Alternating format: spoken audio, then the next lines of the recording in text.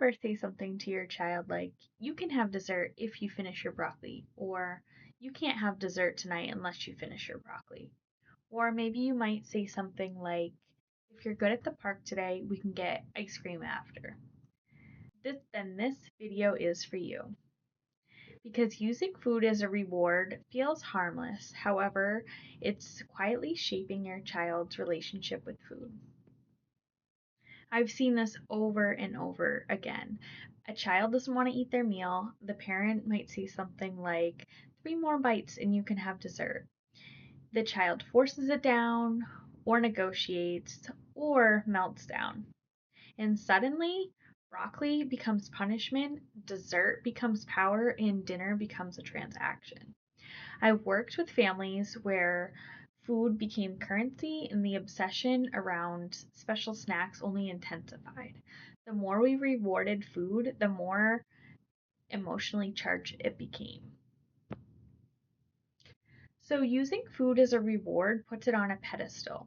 When dessert is earned, it makes it feel more valuable than the dinner.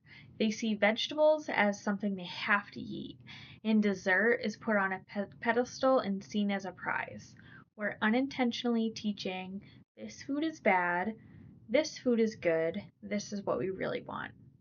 It causes kids to value the sugary, sweet foods more than the balanced, nutritious meals, which is exactly the opposite of what we want to do. It's also going to ignore the body's natural signals. When a child eats to earn something, they're no longer listening to their body. They're no longer eating because they're hungry. They're eating for approval. And over time, this can lead to overeating as they're not listening to their body's natural hunger cues, natural satiety cues of hunger and fullness, which can lead to overeating. So we're unintentionally teaching our children to overeat. Food rewards turn dinner into negotiation. It goes back and forth with the child, something like, just 1 more bite, take 5 bites, eat half your plate. Instead of it being dinner time being about nourishing your child's body and about just having a relaxing and fun experience, it's turning into a power struggle or negotiation. Children learn to push boundaries, bargain, or use refusal as a way to gain independence or control. This can also dysregulate their nervous system. If a child is forced to eat or bribed, it can put the child into fight or flight mode because it becomes a high stress environment for them.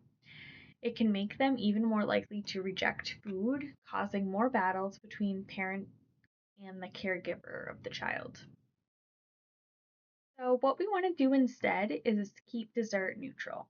Instead, you can serve dessert occasionally with dinner, but not as a prize. There's no conditions, and this neutralizes its power. You can say something like, dessert is part of dinner tonight, or we're having dessert tonight. But the kids don't have to bargain for it or earn it.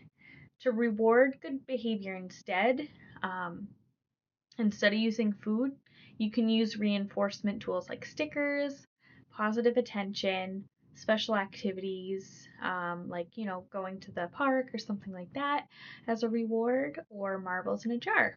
But we don't want to use food. We want to think about the long-term goal here.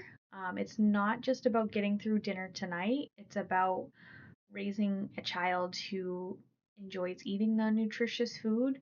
We want a child that trusts their body, doesn't obsess over the sugary foods, desserts, or any other foods, and we want them to feel safe at the dinner table. We want them to actually look forward to eating the nutritious foods and love it so much that they ask for seconds. And that begins with neutrality.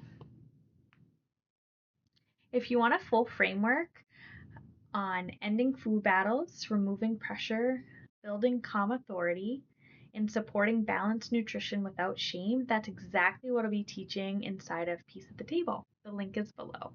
And if you liked this video, please give it a thumbs up and subscribe for more. Thank you so much for watching. Bye.